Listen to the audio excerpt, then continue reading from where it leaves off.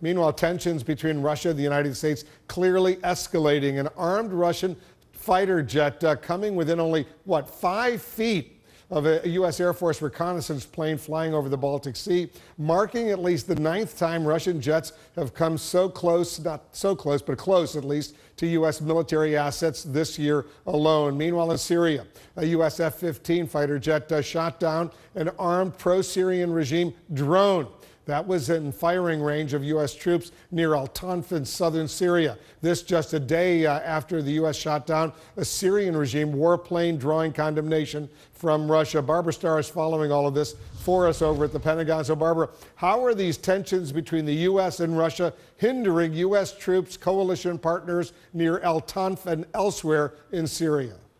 Well, the Pentagon is being very close-mouthed about this for some obvious reasons. They're trying to work it out with the Russians, and they don't want to reveal whether they are even able to work it out with the Russians. None of this very clear at the moment. What we know is, on a working level, Russian military, U.S. military, certainly privately still talking to each other. The chairman of the Joint Chiefs has actually indicated that.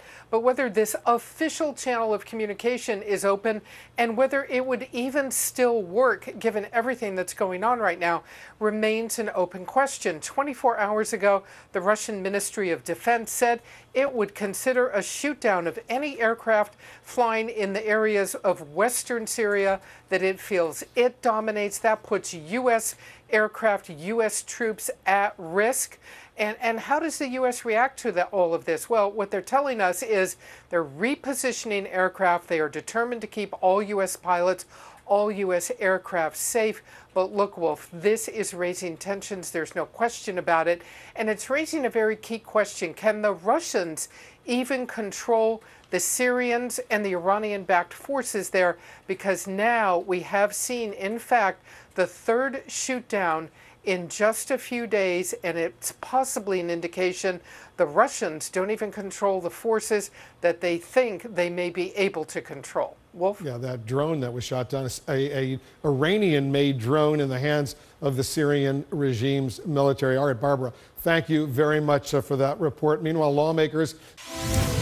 We're back with Congressman Eric Swalwell. He's a member of the House Intelligence Committee, the panel's leader, set to meet with special counsel Robert Mueller. He's up on Capitol Hill even as we speak right now. Congressman, I want you to stand by because there's other important news we're following, including some serious tensions that are escalating between the United States and Russia in the skies over Europe and the Middle East. A Russian fighter jet buzzing an American spy plane. It's but the latest in a series of threatening moves. I want to bring in our Pentagon correspondent, Barbara Starr. Barbara, what are you learning? Wolf, defending the safety of U.S. troops, of course, now is the top priority. But the Pentagon also making clear it does not want these matters to escalate. Tensions are high as Russian aircraft continue their bombing over Syria 24 hours after Moscow threatened to shoot down any U.S. planes flying in certain areas.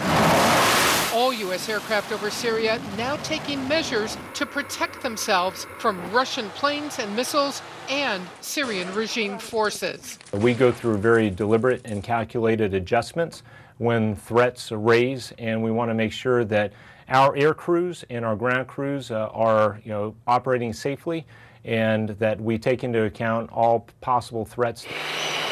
In the latest sudden combat encounter, a U.S. F-15 shot down an Iranian-made drone threatening U.S. troops in southern Syria, just days after the U.S. also shot down a Syrian fighter jet and another drone, all in self-defense, according to the Pentagon. A key question now, after 3 shootdowns, can Russia even control Syrian regime and Iranian-backed militias, increasingly challenging the U.S. presence that is fighting ISIS? The Russians think that this is one of the biggest violations of their campaign to shore up the Assad regime. And the reason that they are so worried about this is because they want to, at all costs, protect their sphere of influence in Syria. And they see Assad as their only way to protect that sphere of influence. But some Democrats say a new war may be brewing. This is a dangerous escalation. I think that we are getting closer and closer to open conflict with Iran and Russia. Russia also says it shut down a communications line with the U.S. military over Syria. The two sides still quietly do talk. This as the Russians are still engaging U.S. aircraft over the Baltic in dangerous intercepts. An armed Russian Su-27 erratically flying within 5 feet of an Air Force RC-135 reconnaissance aircraft. These unsafe incidents are not new. In 2016, a Russian fighter jet buzzed the U.S. Navy destroyer USS Donald Cook. Vladimir Putin has defended their provocative actions, telling Oliver Stone, What was the Donald Cook doing so close to our land? Who was trying to provoke whom? And we are determined to protect our territory. Defense Secretary James Mattis's view has not changed since he took office. He recently told Congress he has few expectations about military cooperation with the Russians. Wolf? All right, Barbara Starr at the Pentagon, thanks very much. I want to get back to Congressman Eric Swalwell. Congressman, do you believe these incidents with Russia will encourage President Trump to take the threat posed by Putin more seriously? We need him to, and two thoughts, Wolf. First, whether it was bad judgment or collusion, time will tell, but the president, through his campaign and this administration, has drawn us awfully close to Russia, and you have to ask, what have we gotten out of it? We know what Russia has gotten. They've gotten the president to reduce the role of NATO. He's given them national security secrets in the Oval Office, but Russia is threatening our armed forces and the people who serve our country. The other thought, Wolf, is it looks like we are at war in Syria, but this would be a war that would be without the authorization of Congress, and it's time that Congress votes on what is the timeline, what is the troop commitment, and what is the terrain that is covered. Today, the White House press secretary, Sean Spicer, wouldn't answer whether President Trump actually believes that Russia meddled in the 2016 presidential election. What do you think why do you think the president still has doubts about this, even though the entire U.S. intelligence and law enforcement community says they did? It can't be because he has not seen the evidence. We know that he's been briefed on the evidence. The evidence is overwhelming. And so I'll let people draw their own conclusions about why he doesn't accept it. But what worries me the most, Wolf, is the cost of the chaos of Russia's interference is that it's prevented Congress from acting on behalf of people's jobs, their health care, and their kids.